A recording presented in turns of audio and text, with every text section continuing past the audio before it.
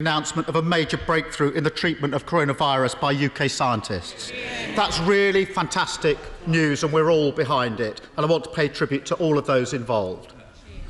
Can I also welcome the Prime Minister's latest U-turn, this time on free school meals. That was the right thing to do, and it's vital for the 1.3 million children who will benefit. It's just one step in the fight against child poverty.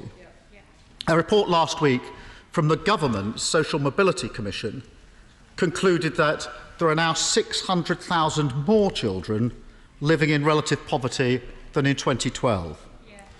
The report went on to say child poverty rates are projected to increase to 5.2 million by 2022.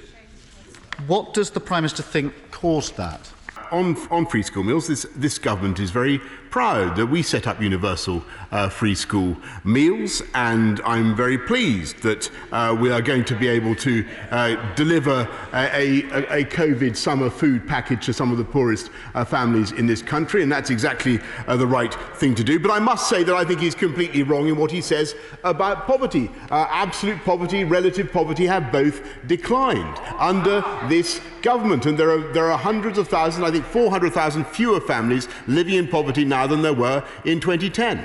I've just read a direct quote from a government report, from a government commission produced last week, which says it's gone up by 600,000. The Social Mobility Commission has a clear answer to my question. This anticipated rise in child poverty is not driven by forces beyond our control. I gave the Prime Minister the number, 600,000. He didn't reply.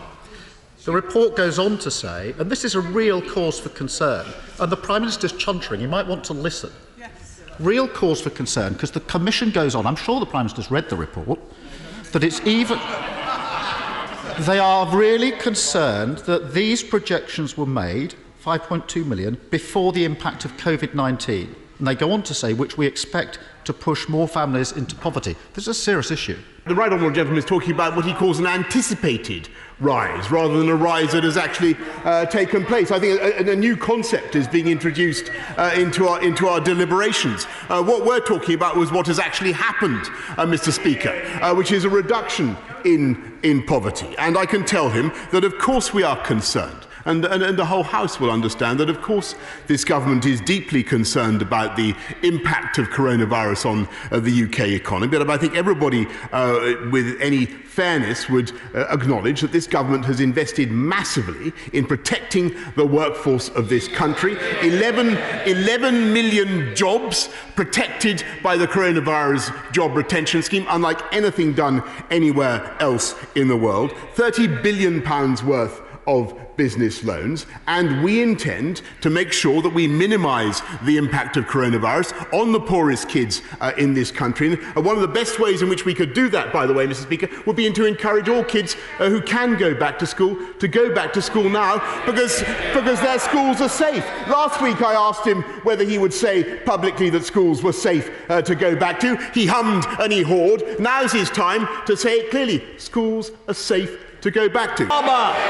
Mr. Speaker, this is turning into opposition questions. If the Prime Minister, if the Prime Minister wants to swap places, I'm very happy. We could do it now.